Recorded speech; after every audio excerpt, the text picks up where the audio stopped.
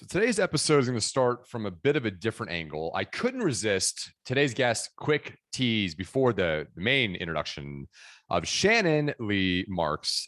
Let's see, where to start with her. I'm going to start with a quote, actually, that I will weave into, well, you'll just have to wait and see, listeners. So here we go. This is a quote from a book called The Daily Laws, written by Robert Greene. And if you are looking for a new source of inspiration, listeners, for a text that's like a meditative, 1 page a day type journal, whatever type reading, The Daily Laws is fantastic. So let me give the quote first. I'll weave it into Shannon, who, by the way, is a complete rock star. And then it will all make sense and we'll get this show started. So here's today's entry, January 31st, the source of all power. Do not try to bypass the work of discovering your life's task or imagine that it will simply come to you naturally.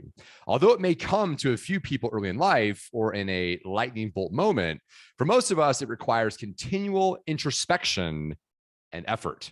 Experimenting with the skills and options related to your personality and inclinations is not only the single most essential step in developing a high sense of purpose and attaining mastery, it is perhaps the most important step in life in general. So what is the law, the daily law for today? It's knowing in a deep way who you are, your uniqueness, and that will make it much easier to avoid all of life's other pitfalls. And today's guest, I think, embodies that quintessentially, archetypically, etc. And her name is Shannon Lee Marks. Thanks for being on the show today. Thank you so much for having me. I'm honored. I'm flattered to have you here. So I'll tell you why that quote jumped off the page and hit my eyeballs. And it was very coincidental that was today's reading. Is on your website and your bio, you lead with this quote, and I want to hear the inspiration behind this quote. So the quote is, be who you are and say what you feel, because those who mind don't matter, and those who matter don't mind. What is the inspiration behind that quote and perhaps a story behind that quote? I think I've always lived by that in a way that I didn't even know that I was living by, if that makes sense.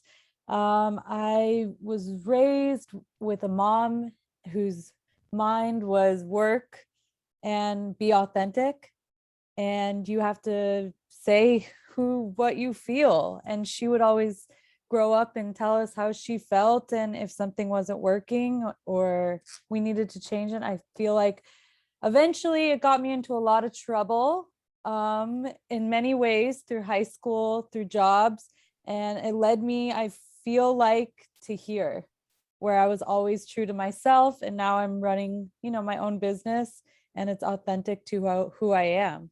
And the ones that come to me, they don't mind the honesty, and the ones who don't, they don't choose to stay. So if that makes sense. Yeah, I'm thinking of the Taylor Swift song, I Knew You Were Trouble When You Walked In. That must have been your high school anthem. Yeah, riding down on the highway in Colorado. Yeah, probably a lot of Taylor Swift. Probably a lot of Taylor Swift. So this is an interesting theme that I've noticed with people that are highly successful in whatever domain they operate in, and generally entrepreneurship, is they're typically a bit recalcitrant, rebellious, insert your favorite other R word here. So something like, yeah, I don't like authority. I want to do what I want to do. I don't fit the mold. And that's why I'm a rock star. And the one of the founders of, what was it? Paul Mitchell, I think, the shampoo company, who also created a tequila line. I can't recall the brand, some $3-4 billion tequila line or something, just absolutely flabbergasting. And he was fired from his first 3 sales jobs because he didn't fit the mold. And then he went on and did that. And so it sounds like your story is something similar, where you were a bit of a hellion. You probably got on your parents' nerves. Your principal probably hated you. You probably had almost as many unexcused absences your senior year of high school, like me. I think I had 93 unexcused absences. Oh my gosh. Yeah, I don't know how I graduated, frankly. But do you think that there's something to that that rebellious spirit, the troubled soul, something like that, as it pertains to entrepreneurship? And I want to get into your story on the other side of that. But first off, is there any relation there, you think, with the troubled spirit, being a hellion, et cetera, and being entrepreneurial? Oh, absolutely. I remember as a young kid, I had so many jobs. I was fired so many times. I didn't like authority, but I knew that I actually always liked the dynamic of hard work. I don't know if that makes sense. I'm kind of sometimes, but yeah, so I definitely think that you have to be sort of rebellious and not lead. You have to be the leader and not lead with others sometimes. So even if you don't believe, um even if you don't, you have to stand up for what is right, and I think a lot of that does come with being rebellious. Yeah. One thing I've been thinking about, I would say deeply, but that would be a bit gratuitous because it has been that deep. But Martin Luther and his 95 theses, I think it was 95 theses that he hammered on the door of the church in whatever 1500s, whatever era that was. I think of, what am I getting at? The point I'm getting at is that the people that make history are historical in nature, which is to say, they're not they're not of the mold. They stand out. They do something radical, like in the case of Martin Luther or whatever, or Martin Luther King Jr. Pick your favorite Martin Luther. Is that then something that you would admonish the listeners who are perhaps feeling like, God, I feel like I'm a zig and everyone wants to zag? Is this something that you would implore them to swim into the zigness, meaning, no, be the hellion, be the troublemaker? Now, we're not advocating that you break laws, people. Just to be very clear, like, Yeah. let's not go murder people, obviously. But is there something there you think that you would encourage the listeners to own their uniqueness, their differentiators and the like? Absolutely. I think it won't make sense at first being authentic until it does, if that makes sense. So I found in my, looking back in hindsight, I was always authentic. I wasn't very popular in high school, maybe for 1 year. Yeah, 1 year I was popular. But then I really, like, my friends went to different schools and I just still wanted to be authentic to who I was. I was wearing interesting clothes for Colorado, where I'm from, and just being who I was and throughout college. And then I moved here and I felt like, yeah, it finally makes sense now why I was different and authentic to my own self. And I found that I'd never lose sight of that. So I do encourage people, and even some of my dearest clients, I tell them to be authentic. Yeah. I think there's no crime in it, as long as you're not breaking a law. Sure. Yeah, exactly. Yeah. Don't rob a bank if you being authentic is mirroring the Joker from The Dark Knight in the opening scene. Like, let's not Yeah. do that. Let's not do that. Yeah. Okay. So then where was your moment of, I don't want to say, let's see, this might be a bit silly phrasing, but something like, what was your moment of authenticity? And I'm thinking back to your days in retail, perhaps. Was there something Yeah. there that led you to where you are today? Well, I was working here at like a top retailer. I won't speak of the name, but I just love fashion. I think I'll always be very artistic and creative, but I didn't feel like my soul was happy. I don't know. Like when I was working there, I just felt very stagnant. And in order to climb a corporate ladder, I'd have to conform.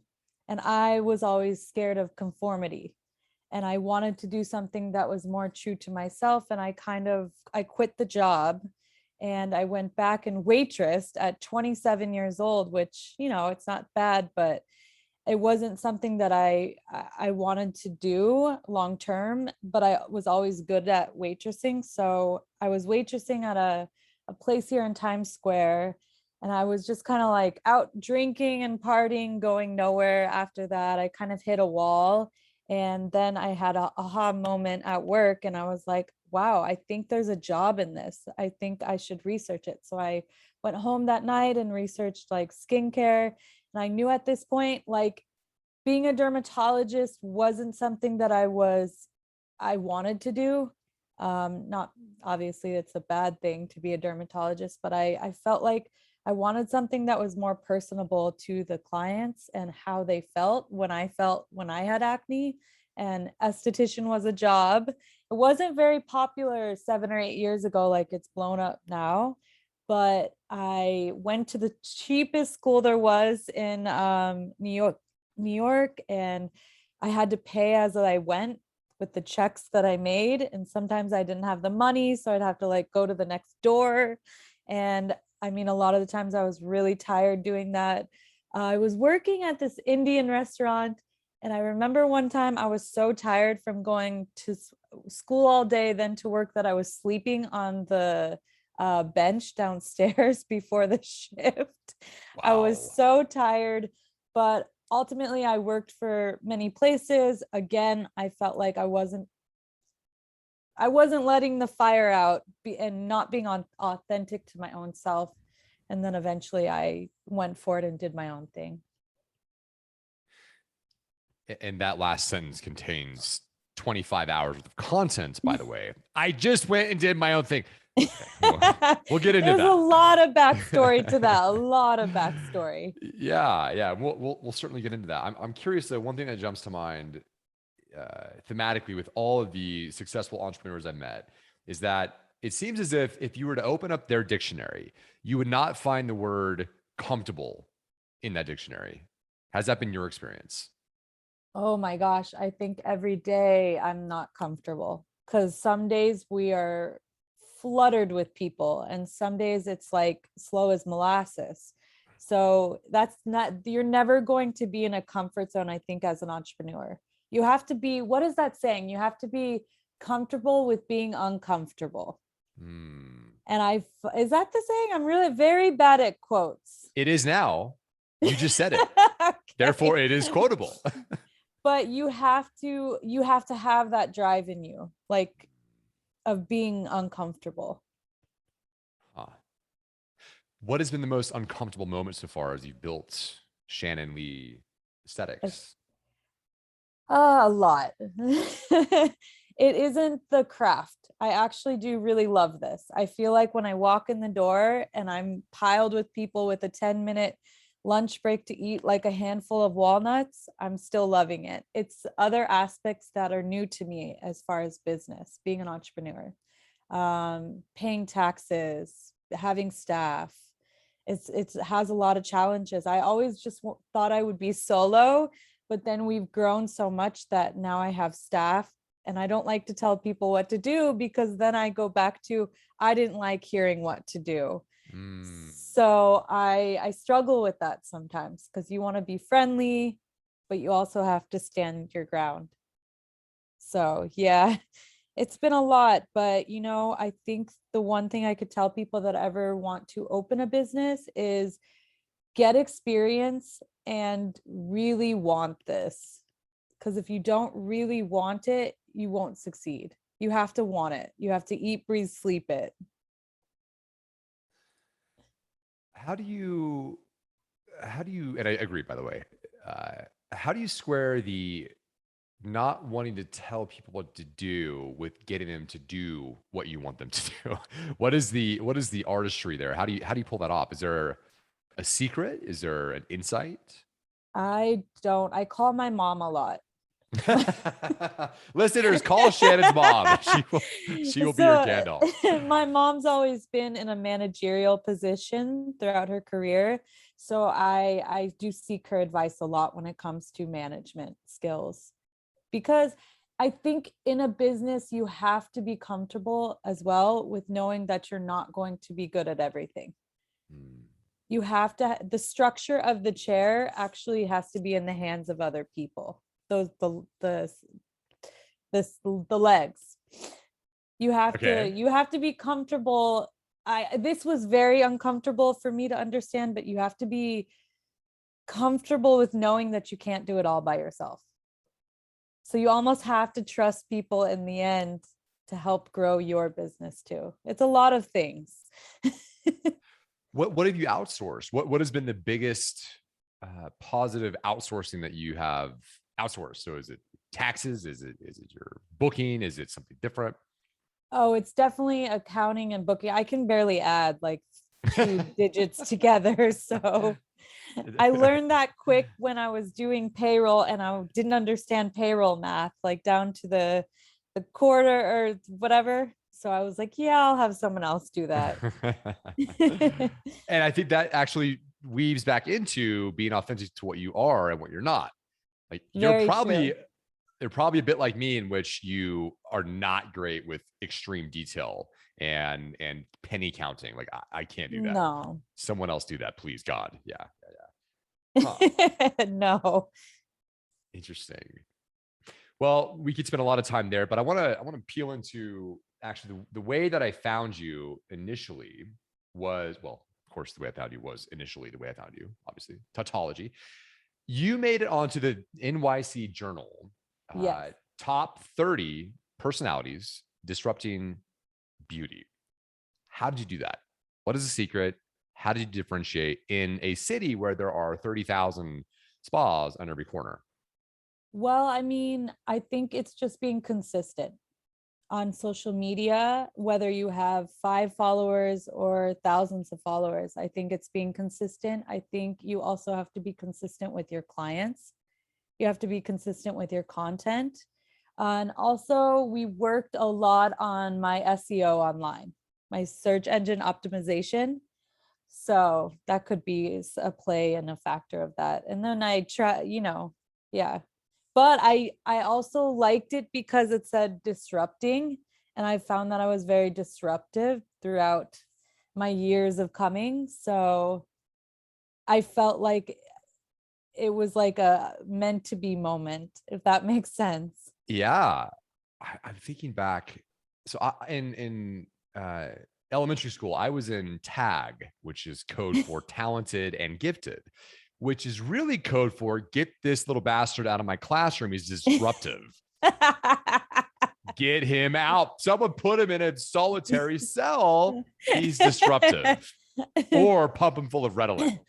I'm curious, do you think that you're being disruptive, which now in business is a positive thing, which isn't that funny? In school, it's a negative, in business, it's a positive. But do you think that you're going all the way back to your days of being a hellion in high school, et cetera? Did that bleed into your being disruptive in a positive way in business, you think? It was a negative. It was negative at the time, but in hindsight, I think it was good. I think everything, if you look back on time, is honestly good, if that makes sense.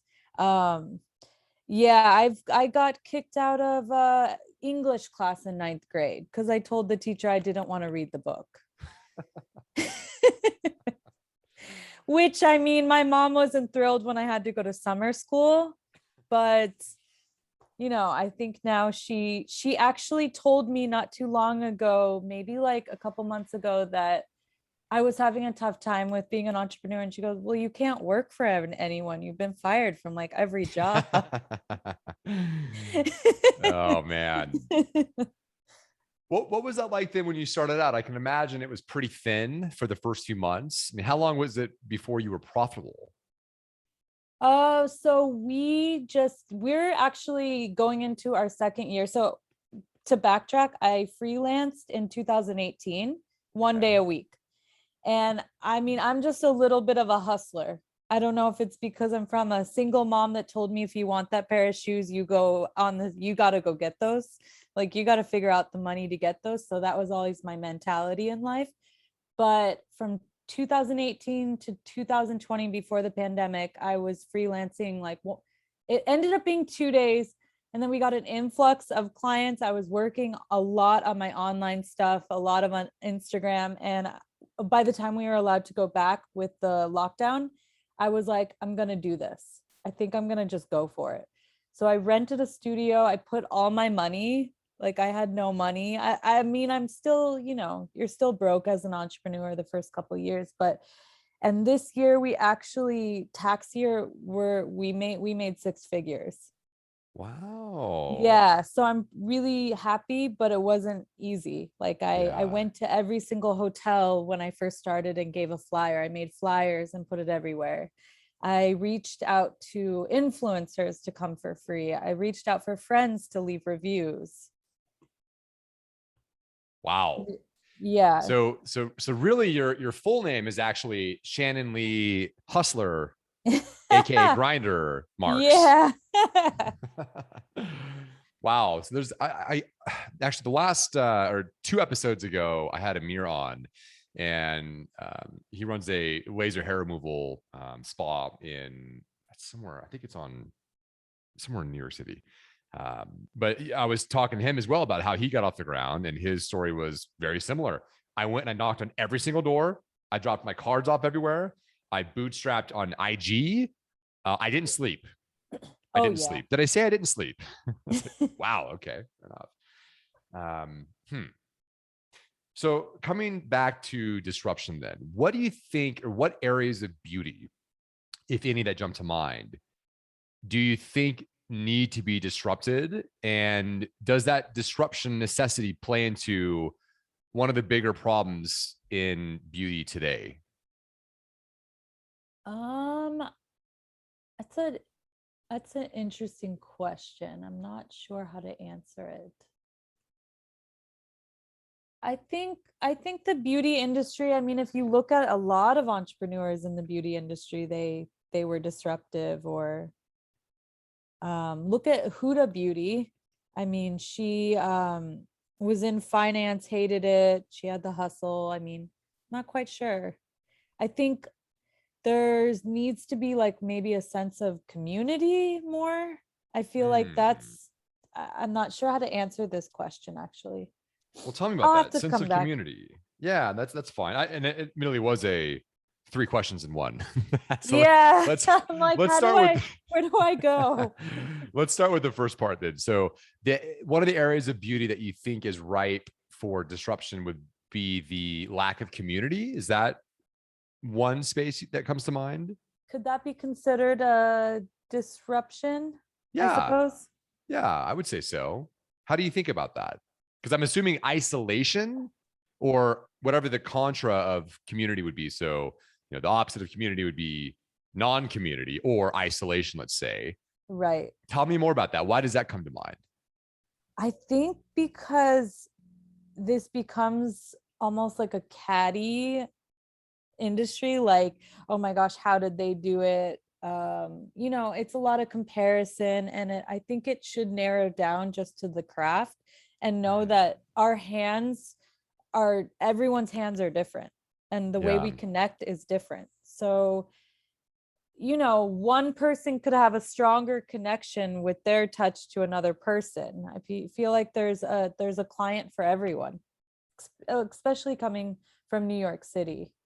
Hmm. So I think the sense of community is lacking, where people almost don't want to give their secret sauce because they're afraid, like, oh, what if they take my clients or something? Impossible. Can't be done. Literally, I don't think it can be done. Yeah. In fact, you could tell someone exactly how to create the exact same business that you have, and even if they mirror it one to one, it still won't work because it's not driven by you, and you are Right, the secret sauce. exactly. Yeah. So the community piece, though, specifically, what would community look like? I think it's very important in this industry to have a mentor, Hmm.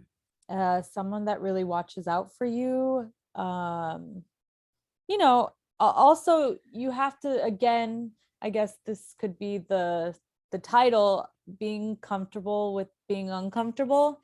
Is you're not going to be comfortable with everything, and it's sometimes nice to have people that are there to help you. They've done it before, but sometimes people don't want to be like, oh, I've done that before, I failed, do it this way. So So do you think it would be something like, again, drilling in with a laser focus into the community piece for just a moment here, something like a group for entrepreneurs to ideate with each other or something like that? Or what does that look like specifically in its manifestation? absolutely. My mom always tells me you should join a group, like, for entrepreneurs. Maybe she tells me that because she's annoyed of hearing about Ah, Mom, I need some managing. more advice. Yeah. Um, Interesting. So would that then be something online? Would that be something where perhaps it's like a meetup or something in each city? I mean, what would the ideal version of that look like if you can conceive of it? I am more of an old-fashioned person. I like to meet up with people. I don't like to do everything so digital. Yeah. Um, I think it would be nice to have those conversations with people that are in the same space. I might steal that idea and create that Sounds TBA. like you're applauding. No, I am certainly scheming. In fact, I do think that there's, as society drifts closer and closer towards the black hole of the metaverse, where everything becomes hyper digitized. Right now we're witnessing a quick segue. We're witnessing the dematerialization of property through Bitcoin, and other, whatever, good on those or that path necessarily. But I'm leery, or weary rather, that we might be attempting to dematerialize human connection through social media, 100%. et cetera. And I hate that. I I hate despise it that. so much. I hate it so much. Sorry. No, I could go on and on and on about that. I think there will be nothing that replaces humankind though. Because totally. it's even if you think about it even if you think about it, what's going on right now, Mhm. people are yearning to be around people, to have that touch, to go out with their friends. So I think that even shows you that we tried to digitize everything during this time Mhm. with Zoom meetings, meetups, and it still didn't replace people wanting to meet their friends in person Yeah. and have that sense of community in person. Yeah. So I think the answer is, in protest again to the attempt by the tech bros in the valley to dematerialize human connection and human interaction through IG, Oculus Rift, and Facebook, and the metaverse, and blah blah blah. And this ignores the fact that we might actually be living in a simulation. Hashtag the Matrix. In Yeah. the simulation argument. I want to protest that by way of creating a community like this. So I think this has been very helpful in my own thinking, selfishly speaking, to create something like that, which hopefully would benefit the world. And again, should we go down this pathway briefly? Yes, for just a moment. There's a quote from Dostoevsky that I always seem to requote on every episode, which is that beauty will save the world. And beauty contains truth, beauty contains the aesthetic, beauty contains some other neighboring virtues as well. And I think one of them is community. And again, I continue to see the degradation of human connection through these various outlets. It has me thinking, well, maybe one of the ways that beauty can save the world and put some feet to that idea is through community creation, and beauty and the shared experience of entrepreneurship would be a good way to do that. So thank you for educating me and giving me an idea today, Shannon. That's very, very cool. Absolutely. So back to you, though. Back to you. Back to you. This show's about you, not me. As we think about skill stacks to be capable of disrupting A, B, or C, in this case, the beauty space, what would you say are some of the key skills that an entrepreneur in this universe of beauty should cultivate and create to be capable of disruption?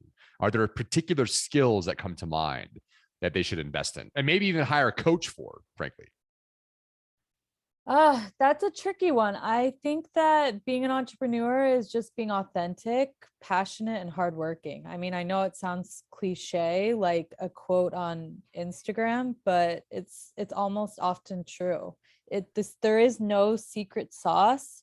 I do just think that you have to have those key components to make it work. Or, to be honest with you, maybe entrepreneurship is, I do think it's in the blood. I think that people in the family are an entrepreneur, and you kind of almost know from a young age how to run a business. And even if you're selling, I don't know, lampshades, somehow you would make it work because you already have that innate ability. So I don't think there's one parallel answer or linear, Don't think there's a specific answer for that. Okay. Okay. I think that I just wanted it from a young age. So when I was able to sell Girl Scout cookies, I was like at every door knocking, like, no, you don't want a Thin Mint, you need a Thin Mint. Wow. I'm not bossy, but my mom said, she always said I should have been like I don't know what she said. I'm a nosy person. My grandmother used to call me a yenti. A It means Yenti. like, yeah, like nosy. Like I'm always, you know, I don't know how to say it. I'm rambling. Well, speaking of Yenti, how about a segue? Actually, this might segue really well into another thing that jumped off the page as I was prepping for the show, getting my head around you, what you're like, etc. Is you have a really, let's say, colorful, and I mean that in the non-pejorative, the positive sense, let's say, because I'm described as colorful as well. So you're in good company, point being. But as I was looking at your newsletter and your blog in particular, the Oh. skin hold on, let me see if I can get the pronunciation right here. The skin betch, which I Yes. believe is a term colloquialism, I think, euphemism for the skin bitch, which is Yeah. hilarious. And screams you're being authentic, coming full circle to the start of the show. Talk us through the creation of the content, the impact that this content creation has, and should everyone be doing this content creation? So this is a multi-layered question or answer. Okay. But content creation is good for SEO, so how people search you. So of course you might, if you're an entrepreneur, whether you care or not, you have to be doing something, whether it be a blog, podcast, or whatever it may be for like yourself. But this was a beauty I came across when I had more free time, but now I just don't. Oh my gosh, I can't. I'm trying to get back into the blogging sphere, but it's very not easy because you always have to come up with stuff to say, talk about. But yeah, I think people should have something, or it's also, I feel like it's a very good outlet, because even if you're not doing it for any sole purpose but just to write, they say that writing is just a good way to get your feelings out there. And Yes. sometimes, going back to the community, sometimes this can be someone's community, is blogging, other bloggers. Yeah. Are you going to join the community that I'm going to create, Shannon? Yeah, I might have to. But Well, yeah, this I love. Okay, so listeners, you can't obviously see this because this is an audio recording, which we might release this video on YouTube. Who knows? I should probably start doing that. But the title of the blog is "The Skin Batch." Bad skin and a big mouth made me do it. That's so funny. Oh, I misread that. I thought you were citing the show Big Mouth, which is oh equally no. funny. Who was the big mouth? Is it your big mouth that made you do it, or did someone Yeah, else I have a influence you to do very this? big mouth. That was me. I quoted that. I like to write a lot, I love this. This is great. Some but of it's her inappropriate. well, uh, the definition of inappropriate is largely contextual, I think. So yes, Yeah. if we have 5-year-old kids listening to the show, perhaps. But this is great. So yeah, I can see that you started this in July and you've written a handful of articles here. F is for family, D is for dairy, E is for exercise, and A can be for alcohol. Calling all you alcoholics. This is this is so funny. To me, this is interesting because it, coming again to the top of the stack here, so to speak, you have chosen an identity that you are, and you just radically share that with the world. You invite them to come participate. If they don't like it, they can call your competitor, which you don't have competition because competition is for losers, but they can call the people down the street and then they can bug off. But this is beautiful because it's polarizing and magnetizing. You're going to attract the people that love you for who you are and will Yes. never leave you. and repel those that would be bad customers anyway. So I love this. I think that everyone should be doing this. Do you have any tips for how they should, in particular, the newsletter? Because the newsletter to me seems like it's more difficult unless you're aggregating content, which takes time too. The newsletter to me seems like it's the more difficult of the two, because the blog, you just get an idea and write it, whatever. You write it whenever you write it. You can release it whenever you release it. But newsletters, if they're on a rotation of, once a week, whatever, it seems like it's more difficult. So is there any insights there on how to actually create a newsletter, use it, not abuse it, and the like? I actually was doing it very often for my business, Mm-hmm. but I felt like people were just not into it because Mm. it is hard. You have to find that sweet spot. And I think it's very hard to find it because you Mm. don't want to annoy people. So I actually just stopped sending out newsletters, but yeah, because I think people don't want to have an influx of emails. I think people don't Mm. like to be bothered. So it comes back even to what I'm learning with marketing for my own business. You don't want to give out too many deals or be in their face. You have to find like, okay, I'll do holidays or I'll do every so often because people will unsubscribe. They'll get bored. Yeah. Yeah, I think you're right. I actually for a while subscribed to Tim Ferriss's newsletter, and Tim Ferriss is arguably a god at newsletter creation. And I found myself basically deleting every one of them and then There you unsubscribing. It's like, go. why? This guy's the best in the business, and I still don't read it. So I think you're right. There's something there, but equally, it's like you said, there's this balance, and I don't know how you manage that. I guess you could track your opt out rate or your unsubscribe rate versus your Right. subscribe rate. But definitely a difficult hill to climb to do it right, I suspect. But I think maybe the answer, and you would agree, is if you're using it as a promotional channel, oof, you're in bad shape. Probably Yeah. the better approach is to just educate, be entertaining, because there are companies like Morning Brew, I believe it's Morning Brew, that they have, I want to say it's multi-$100 million valuations from a newsletter. Wow. So there's got to be a way to do it, but it seems like it's very fickle. Yeah. Hmm. Yeah. Well, the best things in life are the most difficult. And so, True. it shouldn't be easy, I guess. But in any case, so I'm going to ask you some rapid fire questions here. And the idea is, rapid fire meaning take as long as you want to answer them. But if it's just a quick 1 word, 2 word answer, great. But that said, if you're ready for the rapid fire section, let's do it. All right. Okay. Groupon. Most people hate Groupon. Some people love Groupon. What are your thoughts and how do you use it? Oh my gosh. The $1,000,000 Groupon question. We use it Mhm. because there is no way really, unless you have a lot of money in the bank to gain a clientele in New York City. I just don't know how people do it. So we do. Let me tell you one thing about Groupon. The richest of rich come and, the other side, like other people come. I've seen all across the board. I've seen people that are certified on Instagram come. I've seen it all. I know it's unbelievable. I've seen it all.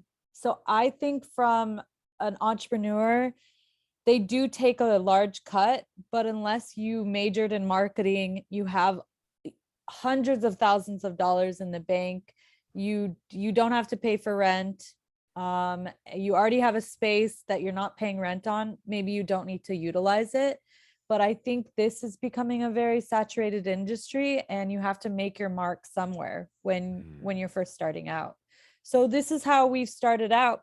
Then we got off of it for 4 months. We didn't need to be on it because we were getting our SEO up again. And we didn't use it for a while. And now, January, February is a slower month. So we got back on it. But I don't find that we're just on it at this rate just to get new people on for the girls. But I don't know how people would gain a clientele without it. I'm not sure. I'm not opposed to it. I've seen girls who didn't use it. And unfortunately, they really had to lock down during the pandemic because they were only relying on, you know, a certain amount of clientele. But they do take a big cut. I think it's a long answer. Okay. So, but in summary, your experience is yes, I endorse, well, quote, endorse Groupon, or would Yeah. suggest that you use them. For the beginning, I think most people have used it. Okay. Okay. All right. Well, great. Fantastic. I don't love it, but Yeah. Their cut is quite deep from what I understand. very, yeah. Yeah. All right. Well, fair enough. Couple questions on profitability, not your number, how much you've made. It's your own business, but in terms of services that you offer, if I can ask, and you can also say, Austin, I plead the fifth. Don't ask me this question. But here are the two questions if you want to answer. What has been the most profitable service and what has been the least profitable service that you offer?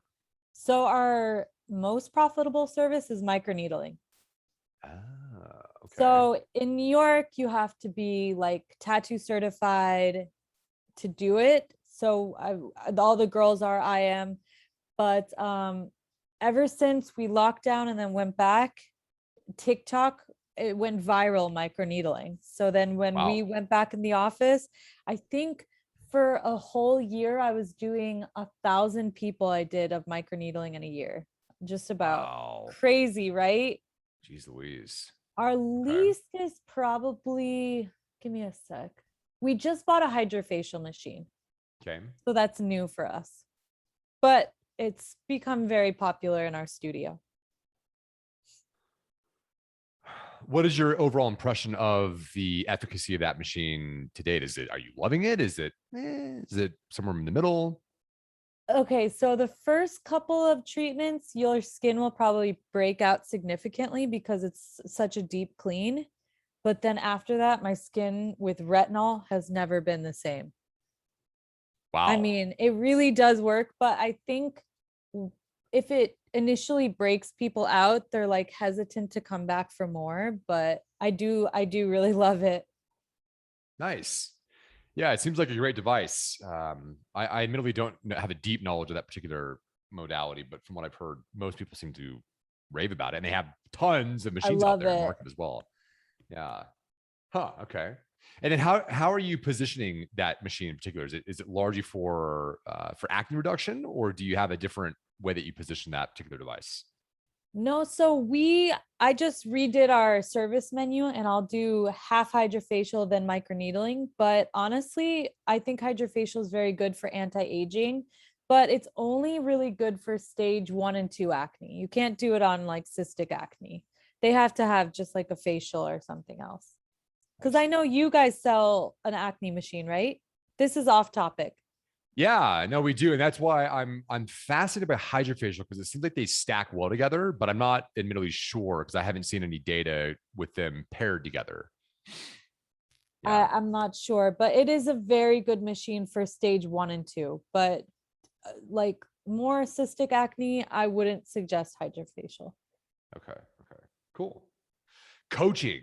Is there something that you would suggest that estheticians get coaching for? I have seen advertising for like spa coaches, and I actually was talking to this lady once, but then she wanted like an obscene amount of money, like $10,000, and I was like, no. So I think sometimes you can go onto Google to get sort of the resources, but I don't know. I think if it works for you, it works for you. I mean, I don't think, like we talked about most of this time, I don't think there's like a one specific secret sauce. Like, I think it's very dependent on the person. Huh. So $10,000 for like an hour for time? Was there some sort of program behind that? It was like a whole program. Interesting. But I'm not sure if that's something that I would budget for, but if other estheticians budgeted for, that's great. Yeah, it seems like an audacious amount, unless it was like the Tony Robbins of beauty or something where you're like, I know I'm going to get results from this person, right? Okay. What isn't getting enough attention in aesthetics that deserves more of a spotlight? In terms of treatments or Could be anything. Treatments, it could be trends, it could be, hey, here's a problem the industry's facing that no one's talking about, something along those lines. give me a second, I'm not sure.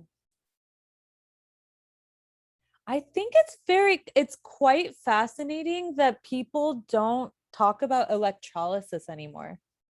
Really? Yeah, I actually find that very intriguing to myself because I worked at a laser spa, but I noticed that laser, if you have hormonal acne and you're doing it on the jawline or anything, it's actually not a good idea for laser because if it's governed by hormones, it will make the hair grow excessively. Interesting.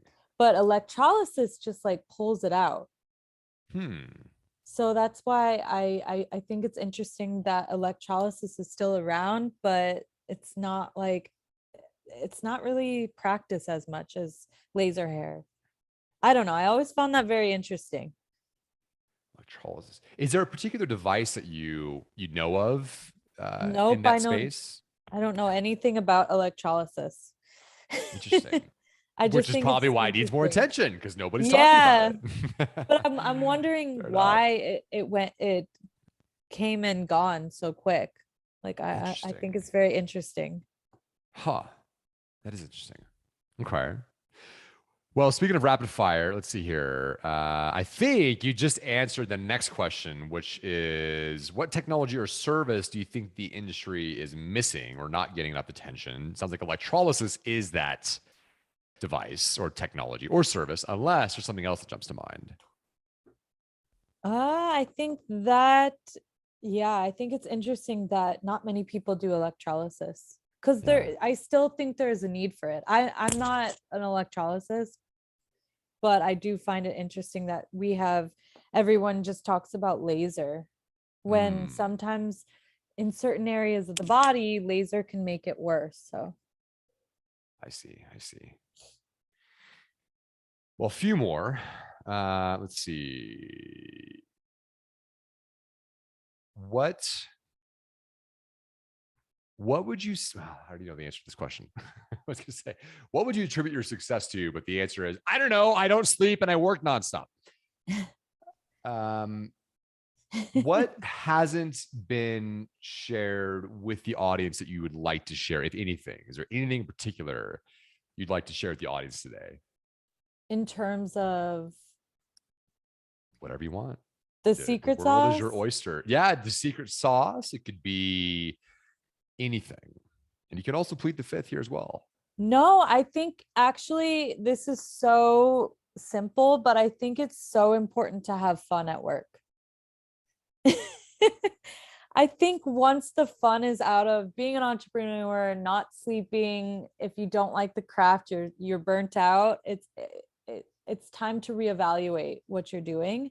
But Yeah, if there's still a sense of fun in everyday work, I think that you're on to everything will be okay as long as you're having a good time.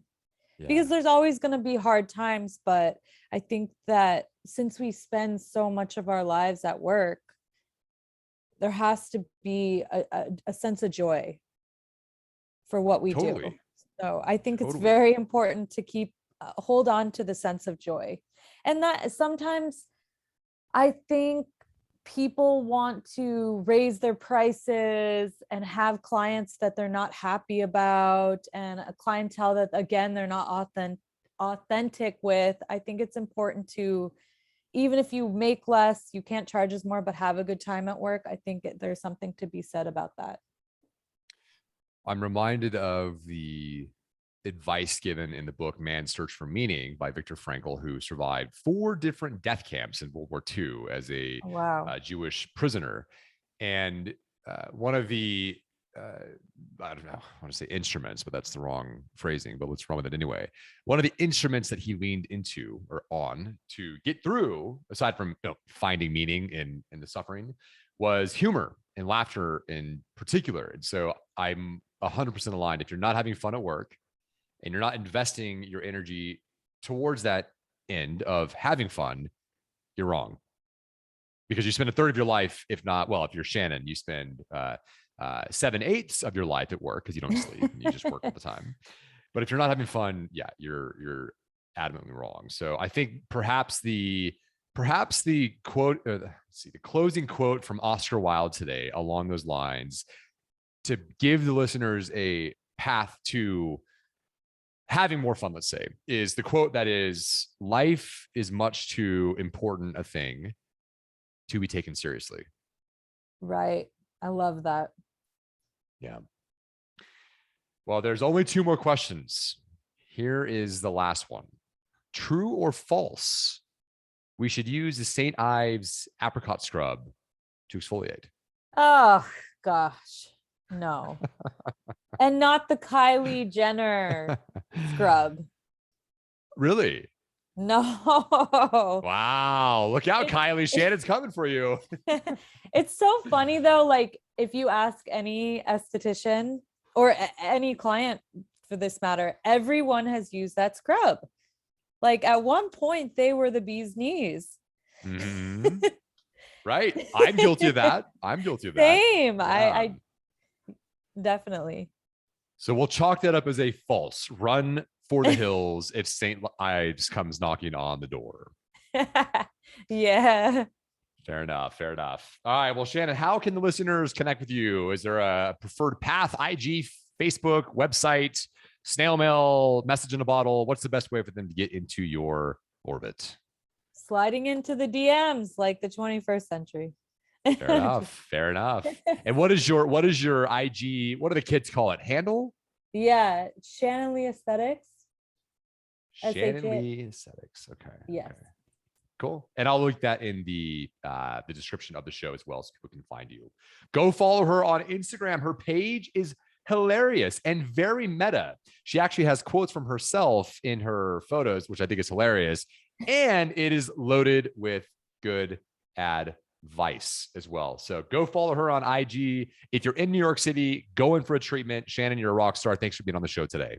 Thank you so much for having me. Of course. You take care. Thank you.